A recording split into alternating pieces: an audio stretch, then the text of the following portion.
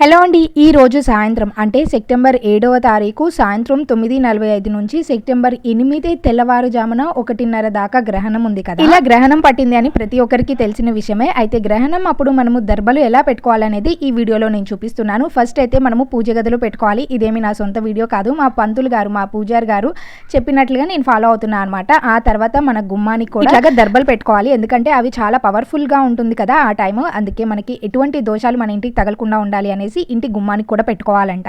ఇక్కడ మనము పప్పులు ఉప్పులు పెట్టుకుంటాం కదా, ఆ వాటన్నిటిలో కూడా నేను వంటగదిలో పెట్టేశాను. ఆ తర్వాత మనము వండుకున్నవి అప్పటికప్పుడే తినేయాలి. ఒకవేళ ఉంటే వాటిని తీసి కడిగేసేయండి. ఇంకా ఆ తర్వాత మనం తినకూడదు. ఇదిగోండి ఇట్లాగా మనకి స్నాక్స్ ఇవి ఉంటాయి కదా, వాటిని అప్పటికప్పుడు తినలేము. వాటిలో దర్బలు వేసేసి ఒక డబ్బాలో పెట్టేసుకోండి. కూరగాయలు కాయలు కూడా మనం ఇట్లాగా దర్బలను పెట్టుకోవాలి. అలాగే బియ్యం మీద నిల్వ పచ్చళ్ళు ఉప్పులు కారాల మీద కూడా మనం దర్బలు పెట్టుకోవాలి. గర్భిణీ స్త్రీలు కొంచెం ఎర్లీగా భోజనం కంప్లీట్ చేసుకొని ఆ టైంలో కదలకుండా పనుకుంటే సరిపోతుంది. మీకు ఈ వీడియో నచ్చితే ఉపయోగపడే వాళ్ళకి తప్పకుండా షేర్ చేయండి.